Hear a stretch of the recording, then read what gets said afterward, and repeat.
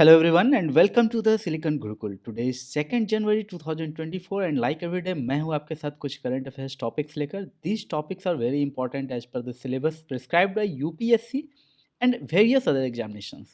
So without wasting the time, let's come to the topic. Mumbai Trans Harbour Link MTHL project. This project is in news because after missing two deadlines, अब ये उम्मीद किया जा रहा है, we are expecting that the inauguration can be done on 12th January 2024. So this is a very good news because अगर India की बात करें तो इंडिया में इस तरह का मार्वलस स्ट्रक्चर बहुत ही गिने चुने हैं. और अगर हम MTHL प्रोजेक्ट की बात करें तो it is the longest sea bridge in India. Total length है इसका 21.8 kilometre. Of the length on the sea is 16.50 kilometre. तो ओवरऑल लेंथ की अगर बात करें तो जो सी के ऊपर का जो लेंथ है, समुद्र के ऊपर का लेंथ है, वो करीब 16.5 किलोमीटर है.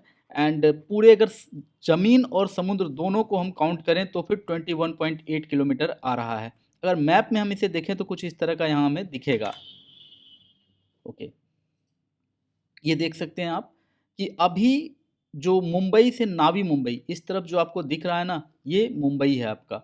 ओके, यहाँ से इस तरह से ये पूरा का पूरा मैप मुंबई का है. जो मुंबई के हैं वो तो बहुत अच्छे से जान रहे होंगे, और हम जैसे बिहारियों को इस तरह से मैप में ही मुंबई को देखकर थोड़ा सा संतुष्ट हो जाना पड़ता है. इस तरफ मुंबई है और इस तरफ नावी मुंबई है. नहीं, जा तो सकते हैं लेकिन जाना थोड़ा क्या होता है कि यहाँ पर हम लोगों को कैजुअल लीव लेना पड़ता है. साल में 16 ही मिलते हैं तो बड़ा मुश्किल है लीव लेकर जाना. That's why. ओके, तो ये रहा आपका मुंबई और इस तरफ यहाँ नावी मुंबई है. अगर आना हो नावी मुंबई में तो सड़क आप अभी देख रहे हैं इस तरह से है, लेकिन जो ब्रिज बनाया जा रहा है ना, वो कुछ इस तरह से ब्रिज बनाया जा रहा है कि यहाँ से स्टार्ट होगा और ये इस तरह से थोड़ा घूमते हुए फिर यहाँ आ रहा है. तो सेवरी मुंबई से लेकर के नहावा शेवा नावी मुंबई तक ये आएगा. तो इस ब्रिज का उद्घाटन we are expecting and the date is given 12th January 2024. ठीक है, कंस्ट्रक्शन स्टार्ट हुआ था 24 अप्रैल 2018 में और कंस्ट्रक्शन बंद हो चुका था सितंबर 2023 में. इसके बाद बहुत सारा काम हो रहा था. कंस्ट्रक्शन कोस्ट की बात करें हम तो करीब 18,000 करोड़ यानी कि 2.2 बिलियन यूएस डॉलर तो लग ही चुके हैं इसमें. 17,843 करोड़ को मैं 18,000 कह रहा हूँ. ओपनिंग डेट 13 डेज टाइम शायद अभी रह गया. 13 नहीं, अब तो 10 डेज ही है. तो इस तरह की बातें हैं यहाँ पर. कंस्ट्रक्शन जो किया गया है Larsen and Toubro IHI corporation Tata projects limited के द्वारा ये किया गया है ये पूरा काम. और इसका जो मेन जो इसका डिजाइनिंग था या फिर इसका कंस्ट्रक्शन का जो मेन कॉन्ट्रैक्ट था वो जापानीज कंपनी को दिया गया था. ओके, इसके अलावा इसमें 6 लेन्स होंगे.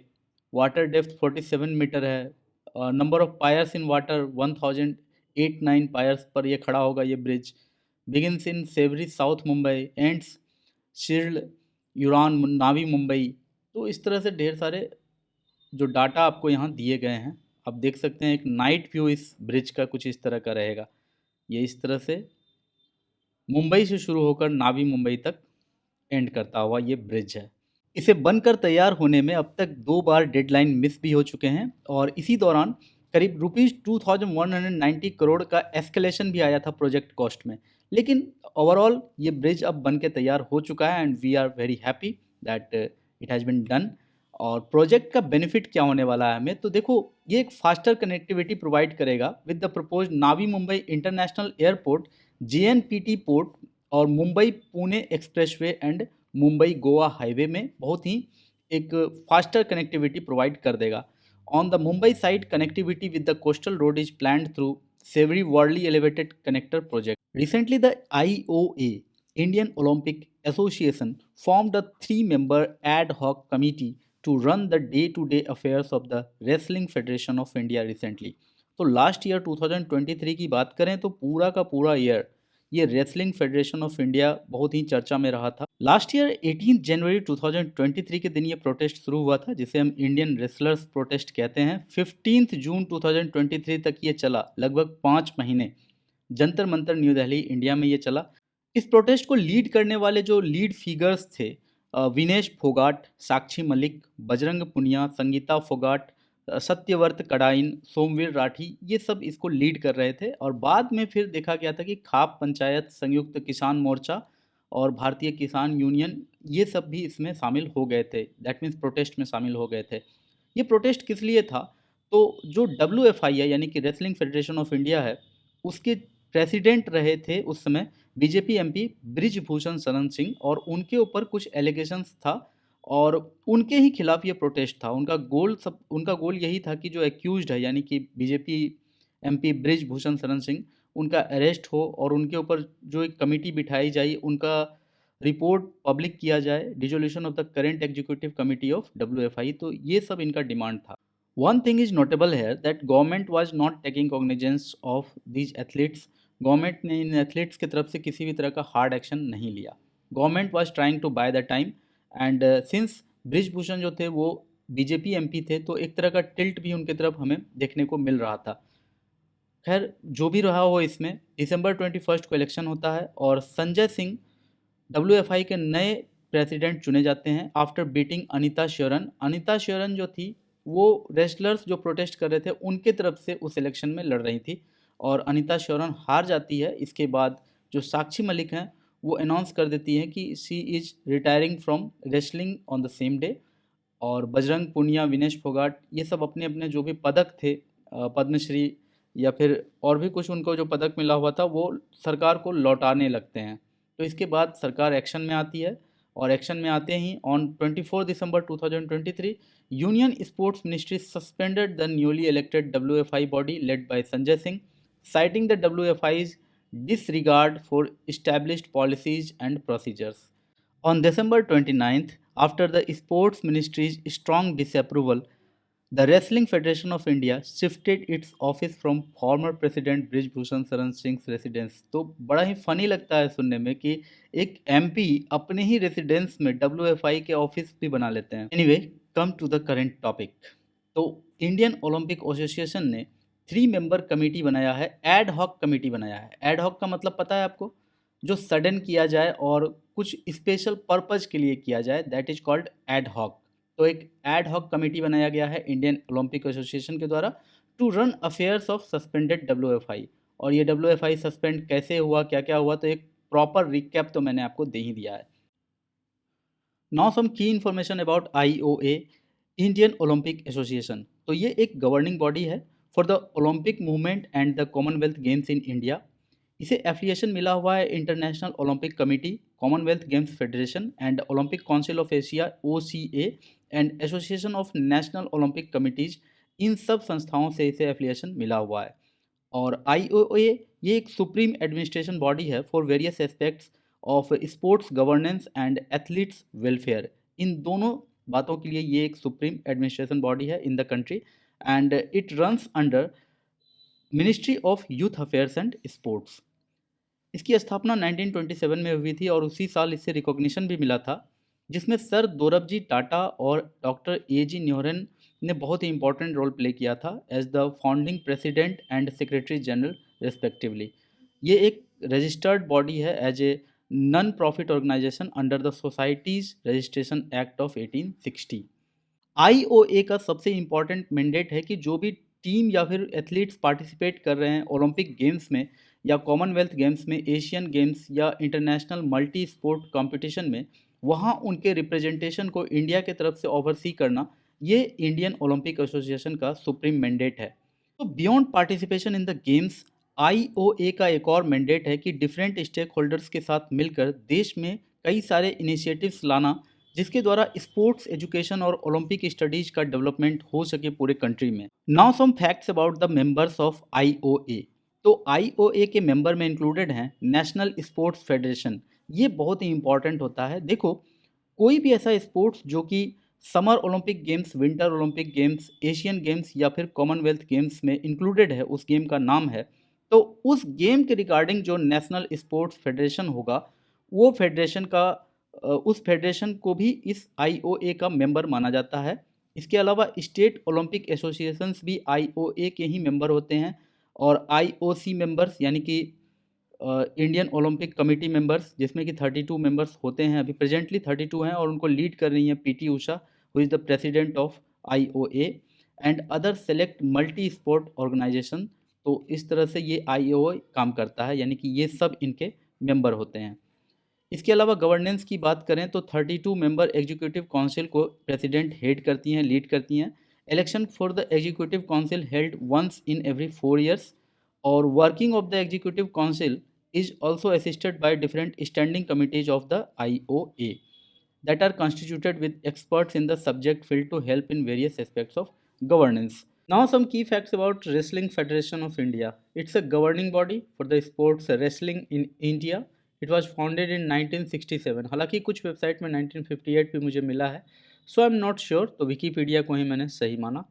And it promotes wrestling players for the Olympics, Asian Games, national wrestling championships and world wrestling championships. So this was the whole topic. I hope इस पर एक क्लियर अंडरस्टैंडिंग आपका डेवलप हो चुका होगा। Recently, Nicaragua was in news headlines in India because 20 passengers, at least 20 passengers from Gujarat who were on the Nicaragua bound flight, तो ये Nicaragua bound flight में थे, यानी कि निकारागुआ इनको जाना था, मिड राउट इनका फ्रांस होकर था।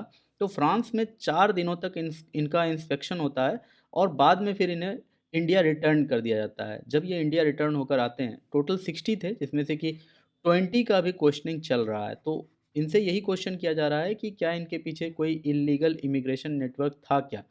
वैसे ये 20 पैसेंजर्स खुद को ये बता रहे हैं कि हम यहाँ टूरिज्म पर्पज से जा रहे थे। ये रहा निकारागुआ। ओके, तो सस्पेक्शन यहाँ पर ये है कि ये निकारागुआ जाकर फिर इस तरफ से हॉन्डुरस होते हुए, ग्वाटेमाला, मेक्सिको होते हुए यूनाइटेड स्टेट्स में इलीगली इमिग्रेट करने का पर्पज़ था इनका। लेकिन ये 20 के 20 लोग कह रहे हैं कि नहीं, हम यहाँ पर निकारागुआ ही जा रहे थे, टूरिज्म पर्पज़ से जा रहे थे, फिर वापस आ जाना था हमें। What ever be the truth, वो तो इन्वेस्टिगेशन से रिवील होगा, लेकिन हमें निकारागुआ के बारे में थोड़ा ज्योग्राफिकल और हिस्टोरिकल फैक्ट जान लेना चाहिए, because it is in news. Nicaragua, ये रहा इसका लोकेशन। इसके नॉर्थ में हॉन्डुरस कंट्री है और इसके साउथ में कोस्टारिका है। इसकी कैपिटल मैनागुआ है। और निकारागुआ के वेस्ट में आप देखेंगे पैसिफिक ओशियन को, और ईस्ट में आप देखेंगे अटलांटिक ओशियन, या कैरेबियन सी आप कह सकते हैं। कैरेबियन सी अटलांटिक ओशियन का ही एक पार्ट है। ओके, तो इस तरह से यहाँ आप देख पाते हैं। इसके अलावा चलिए इसके कुछ हिस्टोरिकल फैक्ट्स को देख लेते हैं। तो ये एक लार्जेस्ट, सबसे पहले थोड़ा सा और ज्योग्राफिकल एक फैक्ट है कि largest of the Central American republics. Okay, तो largest of the Central American republics ये एक है। The country is bordered by Honduras. ये सारी बातें मैंने कर ली है आपसे। जो हिस्टोरिकल फैक्ट पर आता हूँ, it was the only country in Latin America to be colonised by both Spanish and the British. 1821 में ये स्पेन से अपना इंडिपेंडेंस गेन करता है and became part of the Mexican empire for several years. लेकिन बाद में फिर इसने कुछ कंट्रीज के एसोसिएशन को ज्वाइन कर लिया था with the central government in Guatemala city called the provinces of central America. लेकिन बाद में फिर 1838 में निकारागुआ इस ग्रुप से स्प्लिट हो जाता है और became fully independent. Form of government की बात करें तो it is Republic. President is elected by popular vote for a 5 year term. और यहाँ पर 4 गवर्नमेंटल ब्रांचेज हैं और 4 के 4 पावर ऑफ सेपरेशन पर काम करते हैं। Executive, legislative, judicial and supreme electoral council. तो यहाँ जो इलेक्टोरल काउंसिल है, इनको एग्जीक्यूटिव, लेजिस्लेटिव और जुडिशियल के एकदम समानांतर रखा गया है, पैरेलल रखा गया है। कैपिटल मैनागुआ है। Official languages Spanish, English, indigenous languages. Currency की बात करें तो निकारागुअन कोर्डोबा, NIO। और पॉपुलेशन तो मिक्स्ड यूरोपियन यहाँ है, क्योंकि बहुत वर्षों तक ये यूरोपियन कॉलोनी रहा है। यूरोप के स्पेनिश और ब्रिटिश दोनों ही यहाँ पर कॉलोनाइजर रहे हैं। और इंडिजिनस एंसेस्ट्रियल पॉपुलेशन भी यहाँ पर है। Most people live in the western Pacific lowland region because of the Pacific coast and Lake Managua. So this was information about Nicaragua. Recently Indian brain researchers ने Parkinson's disease से related एक new discovery किया है and they discovered how a complex interplay between 2 crucial brain chemicals leads to the development of Parkinson's disease.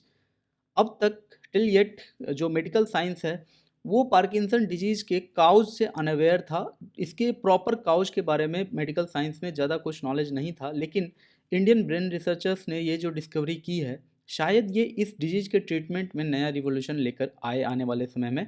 Now some information about Parkinson's disease. तो ये एक progressive neurological disorder होता है जो हमारे नर्वस सिस्टम को अफेक्ट करता है और हमारे बॉडी के वे सारे पार्ट को इफ़ेक्ट करता है जो नर्व्स के द्वारा कंट्रोल किए जाते हैं। ये एक ऐसा कंडीशन होता है जिसमें पेशेंट के पास एक लिमिटेड या फिर ना के बराबर कंट्रोल रह जाता है अपने मूवमेंट पर या फिर खुद के बॉडी के बैलेंस पर। जनरली ये ओल्ड एज पर्सन में होता है, तो कुछ इसके सिम्टम्स भी होते हैं जैसे मोटर स्किल सिम्टम्स और नॉन मोटर स्किल सिम्टम्स। तो ब्रैडिकिनेसिया मास्क लाइक फेस होने लगता है, decreased blinking, degrading fine motor skills, vocal symptoms देखने को मिलेंगे और भी कुछ सिम्टम्स हैं जिसे मोटर स्किल सिम्टम कहा जाता है। इसके अलावा नॉन मोटर स्किल या सिम्टम के रूप में होता है कि mental behavioural issues. Parkinson disease का सबसे बड़ा प्रॉब्लम यह है कि उसमें फ्रिक्वेंट भूलने की बीमारी शुरू हो जाती है। लोग बहुत कुछ भूलने लगते हैं, तुरंत तुरंत भूलते हैं। ओके, सेंस ऑफ स्मेल आने लगता है, sweating and melanoma, gastro intestinal issues बहुत अधिक होने लगता है, घुटनों में दर्द होने लगता है। आप देख पाएंगे कि ये सब तो कॉमन एज रिलेटेड प्रॉब्लम है, तो यही कारण है कि पार्किंसन को डिटेक्ट कर पाना बड़ा मुश्किल होता है। इसके अलावा एक और बात आपको पता होनी चाहिए कि men are more likely to be affected in comparison to that of women. तो वीमेन के कंपैरिजन में मेन ज़्यादा वल्नरेबल हैं। काउज क्या है इसका?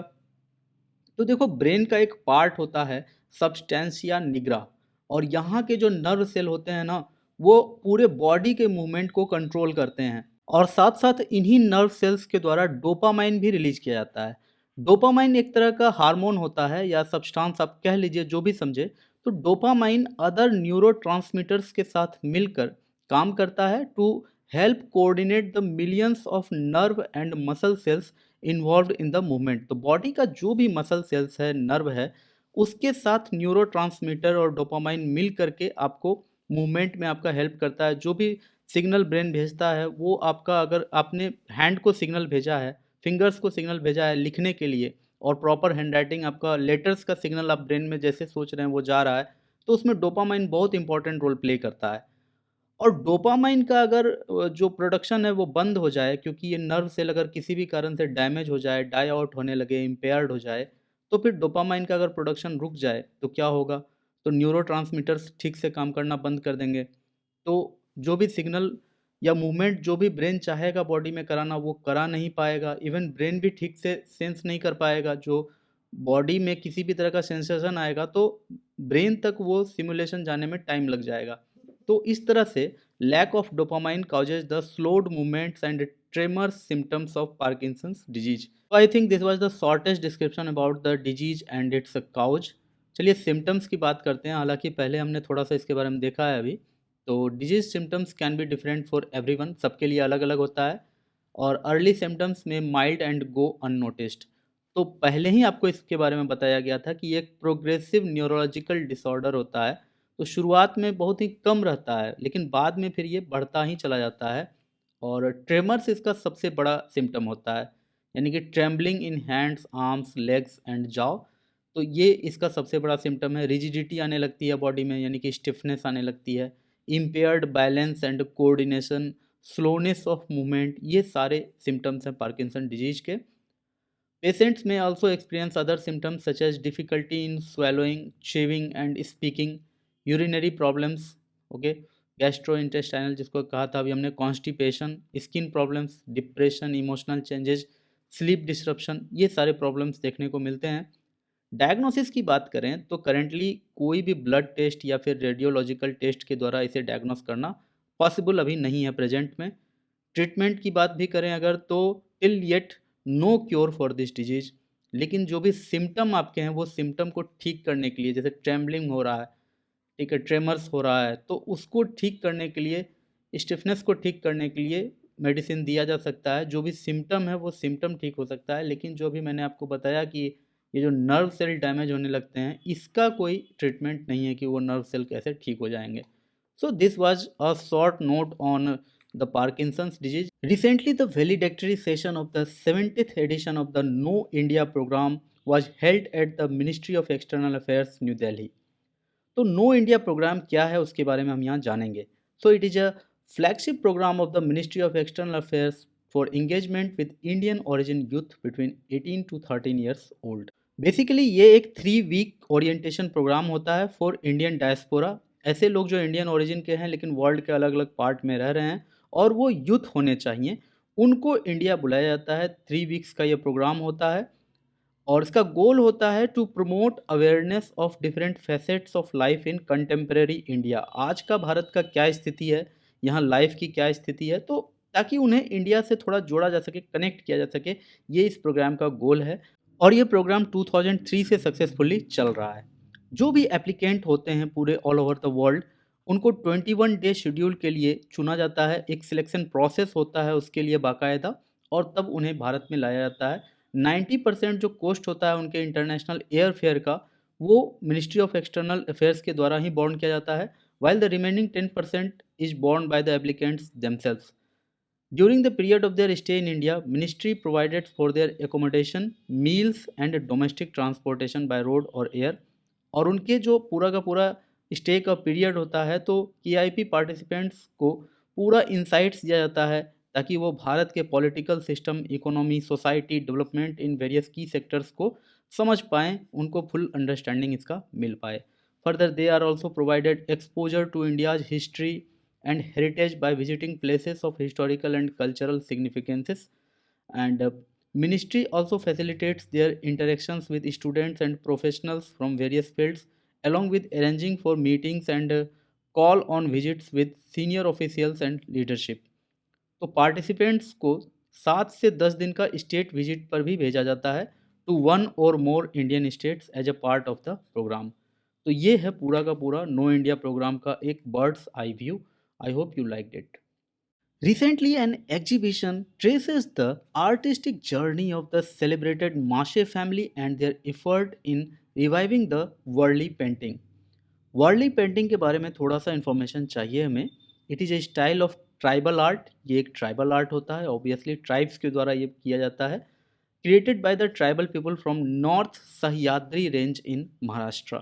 आर्कियोलॉजिकली इस पेंटिंग का एविडेंस हमें 10th सेंचुरी एडी से मिलता है, लेकिन इसे 1970s में डिस्कवर किया गया था, and from then it is continuously appreciated for its distinctive style.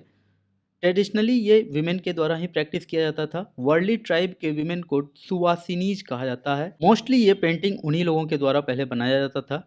और इस पेंटिंग का एक जो यूएसपी है, अल्टीमेट स्पेशलिटी है इसका, वो है लग्न चौक। लग्न का मीनिंग होता है वेडिंग, शादी। तो लग्न चौक इसका एक यूएसपी है।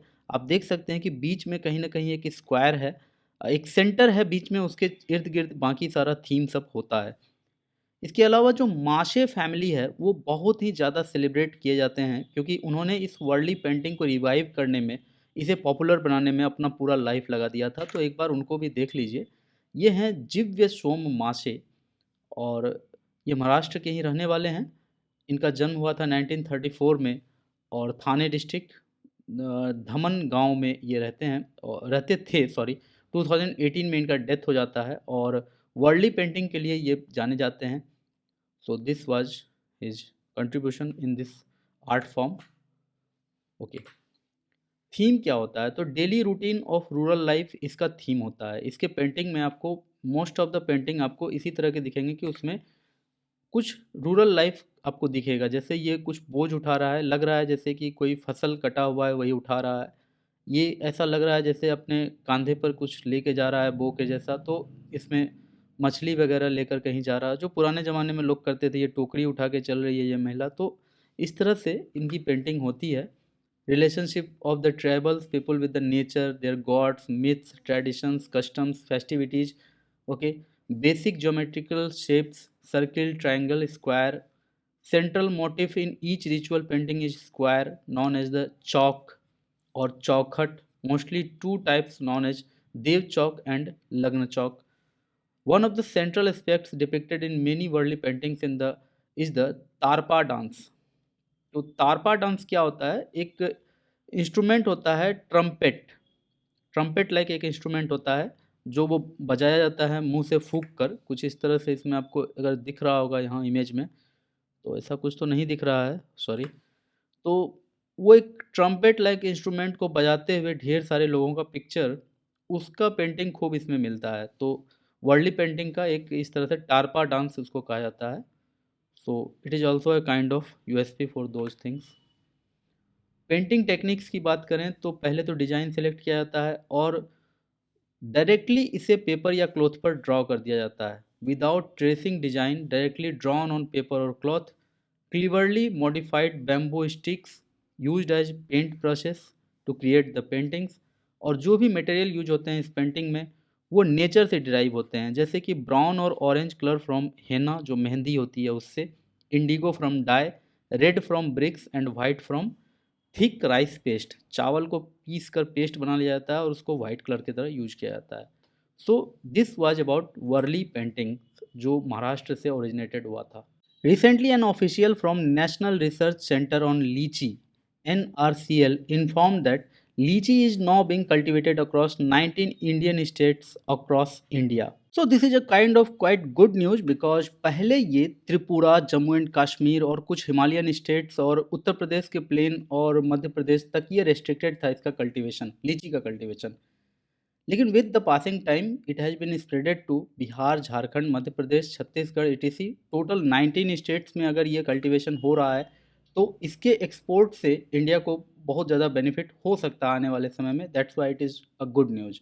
Almost all of us know the taste of this delicious juicy fruit. Botanically it belongs to Sapindaceae family. इसमें एक ट्रांसलूसेंट फ्लेवर्ड एरिल होता है या फिर एडिबल फ्लैशी पार्ट होता है इस लीची का, जिसे कि इंडिया में पॉपुलरली टेबल फ्रूट भी कहा जाता है। ये एक सब ट्रॉपिकल फ्रूट है और ये मॉइस्ट सब ट्रॉपिकल क्लाइमेट में सबसे बेस्ट थ्राइव करता है, सबसे बेस्ट इसका कल्टीवेशन हो पाता है। Usually prefers low elevation and can be grown up to an altitude of 800 metre. तो 800 मीटर का भी हाइट है तो वहाँ भी इसकी खेती हो सकती है। सॉइल कैसा चाहिए तो deep well drained loamy soil चाहिए, rich in organic matter and having pH in the range of 5 to 7 is ideal for the crop. Temperature की बात करें तो temperature should not go beyond 40.5 degree Celsius in summer and below freezing point in winter. तो winter में below freezing point भी नहीं होना चाहिए और समर में 40.5 डिग्री सेल्सियस से अधिक भी नहीं होनी चाहिए। Rain, prolonged rain may be harmful especially at the time of flowering। और young trees require protection against frost and hot winds for several years till they are firmly established। World में लीची production में India second number पर आता है। Other major producing countries are Thailand, Australia, South Africa, Madagascar and the US. Recently, the Union Minister for Environment, Forest and Climate Change launched the National Transit Pass System Pan India। The objective of this system is to facilitate the seamless transit of timber, bamboo and other forest produce across the country। आप country के एक state से किसी भी दूसरे state में timber, bamboo या फिर किसी भी तरह का फॉरेस्ट प्रोड्यूस को लेकर जा सकते हैं अगर आपने पहले से ही नेशनल ट्रांजिट पास सिस्टम में अपना इनरोलमेंट करा के रखा है। वहाँ से आपको अगर क्यूआर कोड जनरेट हो चुका है, अगर आपको एनओसी मिल चुका है इस सिस्टम से, तो आपको स्टेट बॉर्डर पर रोका नहीं जाएगा। करेंटली ऐसा सिस्टम नहीं है।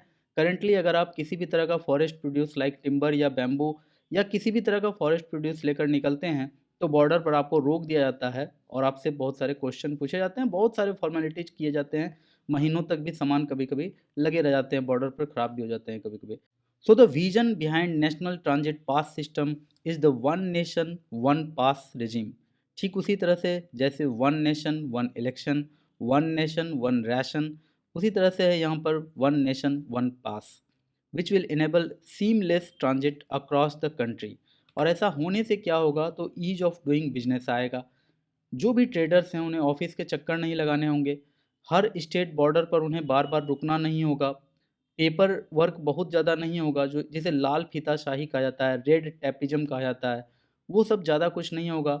और ऑनलाइन कोई भी अपने प्रोडक्ट को रजिस्टर करके एक बार गाड़ी में लोड कर निकल सकता है और स्टेट में हो सकता है चेकिंग हो लेकिन उन्हें रोका नहीं जाएगा क्योंकि उनको अक्रॉस द कंट्री कहीं भी वो सीमलेस ट्रांजिट कर सकते हैं, ऐसा उनको पहले ही पास मिल चुका है।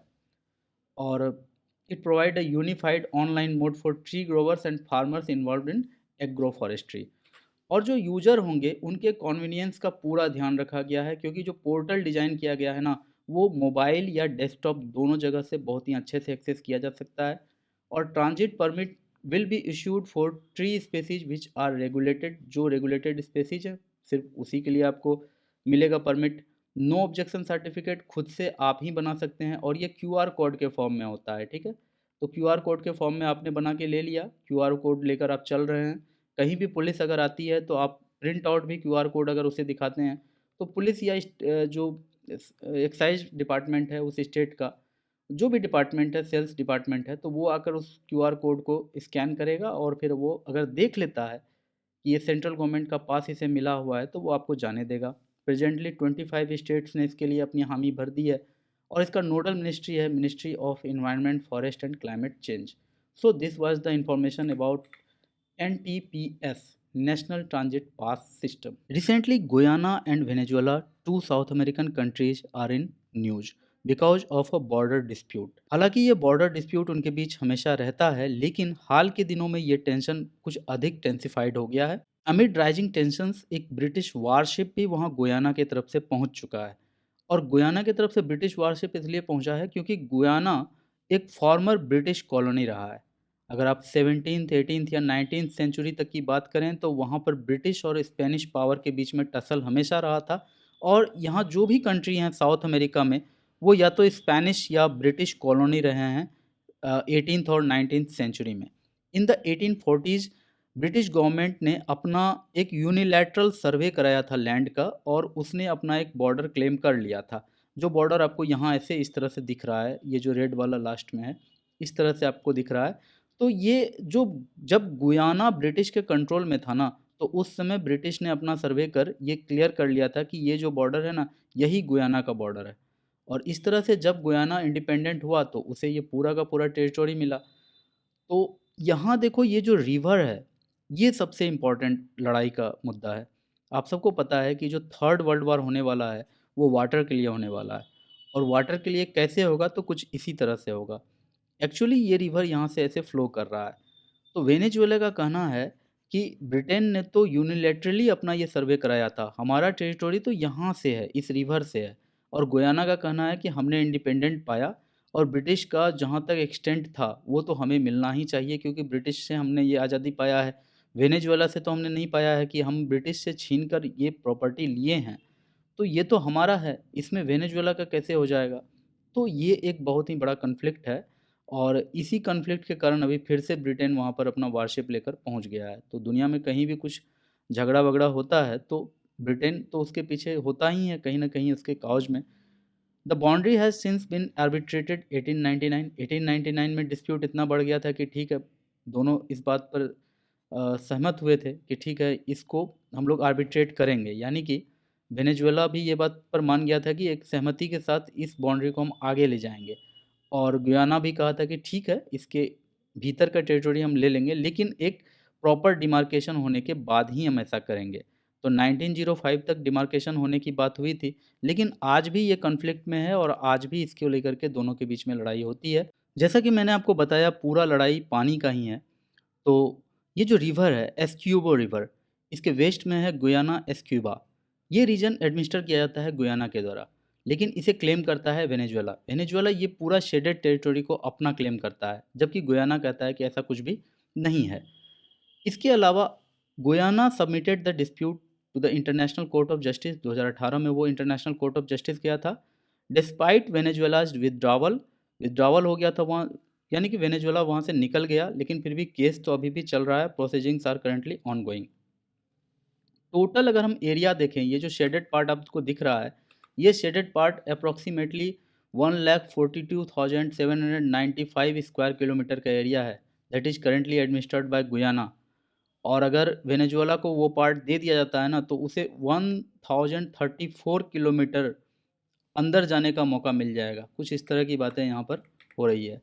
तो ये 1034 किलोमीटर भीतर तक जा सकता है गुयाना।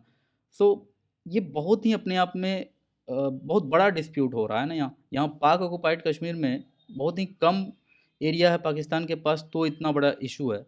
तो आप इस इशू का अंदाज़ा लगा सकते हैं, और क्यों वहाँ पर ब्रिटिश वारशिप गया है तो उसका भी अंदाज़ा आप लगा सकते हैं। सो this was the topic about Guyana Venezuela conflict. I hope जो इसका बर्ड्स आई व्यू था वो मैंने आपको बता दिया है। Recently, India released 2.5 million US dollar to the United Nations Relief and Works Agency for Palestinian Refugees in the Near East, or the UNRWA, for the welfare of Palestinian refugees. सबसे पहले तो हमें देखना है यहाँ UNRWA है क्या। तो UNRWA एक यूएन एजेंसी है जो यूनाइटेड नेशंस प्रोग्राम की तरह काम करता है, that supports the relief and human development of Palestinian refugee. 1948 में जब अरब इजराइल वार हुआ था, तो उसी समय जितने लोग वहाँ पर रिफ्यूजी बन गए थे, जितने लोग वहाँ डिस्प्लेस हुए थे, उनके लिए इसकी इस्टेब्लिशमेंट की गई थी, यानी कि UNRWA की इस्टेब्लिशमेंट 8 दिसंबर 1949 में हुई थी। And the agency began operations on 1 May 1950। इसके अलावा देखो, इसकी एक यूनिक स्पेशलिटी है UNRWA की, कि ये सीधे सीधे जो बेनिफिशियरी होते हैं उनको सीधे सर्विस डिलीवर करता है। Okay, service provided education, health care, relief, social services, camp infrastructure improvement, micro finance, emergency assistance including in times of arm conflict, और voluntary contributions from UN member state से ये fund होता है। इसके अलावा इसका जो रेगुलर बजट है वो यूनाइटेड नेशंस से भी इसे मिलता है, और ये सीधे UNGA को रिपोर्ट करता है। इसकी हेडक्वार्टर पहले बेरत लेबनान में हुआ करता था, लेकिन बाद में 1978 में इसे वियना ऑस्ट्रिया में मूव कर दिया गया था। General assembly moved the agency to the Gaza strip to demonstrate the assembly's commitment to the Arab Israelis peace process। तो इस तरह से ये अपना काम करता है। Recently the government raise the interest rates on the Sukanya Samriddhi Yojana scheme bye 20 basis points. पहले ये 8% हुआ करता था, अब ये 8.2% कर दिया गया है। SSY that is Sukanya Samriddhi योजना एक सेविंग स्कीम है, यानी कि बैंक में आप किसी भी छोटी बच्ची का जिसका एज 0 to 10 ईयर्स है, आप उसके लिए सेविंग अकाउंट खुलवा सकते हैं बैंक में। और आपको बैंक की तरफ से, ऐसे तो वो अकाउंट किसी ऑथोराइज्ड कमर्शियल बैंक में ही आपको खुलवाना होगा, या इंडिया पोस्ट के किसी ब्रांच में भी आप खुलवा सकते हैं। और जब आप वहाँ पर बैंक में अकाउंट खुलवाते हैं, तो आप साल के 250 रुपये से लेकर के 1.5 लाख रुपीज़ तक उसमें डाल सकते हैं एक साल में। ये अपर लिमिट है, और लोअर लिमिट है ₹250, इतना आपको डालना होगा। और आप जितने भी रुपए डालेंगे, गवर्नमेंट उसको उसके ऊपर आपको 8.2% इंटरेस्ट रेट पे करेगी, और ये कंपाउंडिंगली बढ़ते चले जाएगी, और 21 ईयर्स के एज तक, यानी कि उस बच्ची के 21 ईयर्स के एज तक वो इंक्रीज करता रहेगा, और 21 ईयर्स के बाद उस पैसे को उस बच्ची के वेलफेयर के लिए आप निकाल सकते हैं। ठीक है। अगर बीच में चाहे कोई, तो 50% of the balance can be withdrawn, अगर वो बच्ची 18 ईयर्स की हो गई है, या फिर वो बच्ची 14, या फिर वो बच्ची 10th स्टैंडर्ड पास कर चुकी है। चाहे 10th स्टैंडर्ड पहले पास कर जाए, चाहे वो पहले 18 ईयर्स की हो जाए, दोनों ही केस में पैसे निकाले जा सकते हैं। बेसिकली ये बेटी बचाओ बेटी पढ़ाओ कैंपेन के अंतर्गत 2015 में लॉन्च किया गया था, Sukanya Samriddhi Yojana, which aimed to promote the education of girl children. क्योंकि जब वो पैसे बचपन से उसके जमा रहेंगे, तो फिर उस पैसे से उसको ठीक से पढ़ाया लिखाया जा सकता है।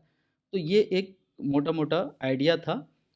The girl must be an Indian resident, account can be initiated by the parent और legal guardian, girl child must be below the age of 10 at the time of opening the account, only one SSY account is allowed per a girl child, family is limited to opening a maximum of 2 SSY scheme accounts। किसी भी माँ बाप को, अगर कोई father या mother है, तो फादर मदर दोनों मिलकर कोई दो ही SSY अकाउंट खोल सकते हैं अपने दो बच्चों के लिए। इसके अलावा तीसरा फिर नहीं वो खोल सकते हैं। NRIs are not eligible, girl must operate the account once she attains the age of 18 years. जैसे ही वो 18 साल की होती है, तो उसे खुद से वो अकाउंट वो एक्सेस कर सके, ऑपरेट करे, ये एक कंडीशन दिया गया है।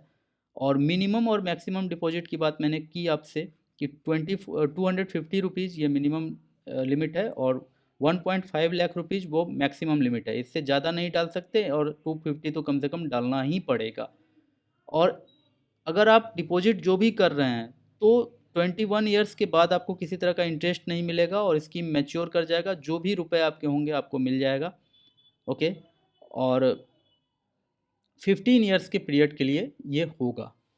Deposit towards the scheme should be made for a period of 15 years. 15 वर्ष के लिए तो आपको छोड़ना ही होगा रुपए। No interest will be payable once the account completes 21 years from the date of opening। So this was a bird's eye view about this scheme, Beti Bachao Beti Padhao, and the scheme Sukanya Samriddhi योजना। पार्शियल विड्रॉवल कब कर सकता है कोई भी, तो 50% तभी विड्रॉ कर सकता है जब उसकी बेटी ने मैट्रिकुलेशन का एग्ज़ाम पास कर लिया हो या फिर 18 ईयर्स से अधिक उसका एज हो गया होगा, विच एवर इज अर्लियर पैसे निकाले जा सकते हैं। और जब इसमें पैसे कोई जमा करेगा 1.5 लाख रुपीस तक कोई जमा करेगा तो उसे टैक्स बेनिफिट भी मिलेगा। 80C डिडक्शंस में उसे वहाँ पे फ़ायदा मिलने वाला है। यानी कि अगर किसी ने सुकन्या समृद्धि योजना में 1.5 लाख रुपीस जमा कर दिए हैं तो इनकम टैक्स में वो 1.5 लाख रुपीस काउंट नहीं होंगे, उसके ऊपर टैक्स उसे नहीं देने होंगे। मध्य प्रदेश के बाघ रीजन में एक ट्राइब रहते हैं जिनको भील्स कहा जाता है। रिसेंटली एक साइंटिफिक रिसर्च में पाया गया कि एक स्टोन डेटी जिनका वो वर्शिप किया करते थे, एक्चुअली वो एक फॉसिलाइज्ड डायनासोर एक था। तो उनका जो भी बिलीफ था, सिस्टम था, जो भी उनका आस्था था, लेकिन इस तरह का एक फैक्ट हमें पता चला है। This is a quite interesting news. So we should know about Bhil tribe. Bhils को इंडिया के ओल्डेस्ट ट्राइब्स में से एक कंसिडर किया जाता है। ये जो वर्ड है भील, ये एक द्रविडियन वर्ड है। द्रविडियन लैंग्वेज में बो यानी कि धनुष को बिल्लू या विल्लू कहा जाता है, एंड फ्रॉम दैट वर्ड विल्लू और बिल्लू Bhil has been derived. Bhil को कई सारे ग्रुप्स में बांटा गया है, mainly divided into central and eastern और Rajput Bhils. They could be identified as one of the Dravidian racial tribes of western India and belong to the Australoid group of tribes. Recent examination paper में हमने देखा है कि tribals को लेकर के question बहुत आ रहे हैं। मैच द फॉलोइंग या फिर मैचिंग का क्वेश्चन इसमें बहुत आता है। तो भील्स के रिगार्डिंग भी हम यहाँ देख रहे हैं कि मध्य प्रदेश, महाराष्ट्र, गुजरात एंड राजस्थान के माउंटेन रीजन्स में ये जनजाति के लोग अधिक पाए जाते हैं। Bhils are also found in the north eastern parts of Tripura में भी ये पाए जाते हैं। इनका लैंग्वेज होता है भीली, और प्लेस टू प्लेस इनका जो रिलीजियस प्रैक्टिस है वो डिफ़र करता है। इनके लोकल डेटीज़ में कुछ फेमस हैं, जैसे कि खानदोबा, खनहोबा, Bahiroba and Shital Mata. Some worship the tiger god called Vagdev. और उनका जो समझ लो एक जो प्रीस्ट होगा या जो पंडित होगा उनको कहा जाता है Badwas. Badwas the hereditary sorcerers and all the occasions. तो बदवास का बहुत वैल्यू है, वो कोई भी ओकेजन करते हैं तो उससे पहले वो बदवास से ज़रूर मिलते हैं। और बदवास एक ऐसा उन्हीं जनजाति में एक ऐसा हेरिडेटरी तांत्रिक होता है, ओझा होता है, जो उनका इस तरह का ओकेजन के लिए उनको सलाह देता है। और उनका एक भानेश्वर मेला है जो कि मेन फेस्टिवल होता है जो भील सेलिब्रेट करते हैं। This fair is held during the period of Shivratri and is dedicated to Bhaneshwar Mahadev, also known as Lord Shiva. तो वेरियस स्टेट्स में इनका क्या पॉपुलेशन है यहाँ आपको एक चार्ट में दिखाया गया है। विकीपीडिया से मैंने ये चार्ट लिया था। सो this was a brief description about Bhil tribe. On this note, I am concluding the session, but before moving, I want to say you something that आपका किसी भी तरह का इंटरेक्शन, चाहे आप लाइक, कमेंट, शेयर या सब्सक्राइब करें, it provides us enormous energy. So thanks for watching. मिलते हैं नेक्स्ट सेशन में। Good bye.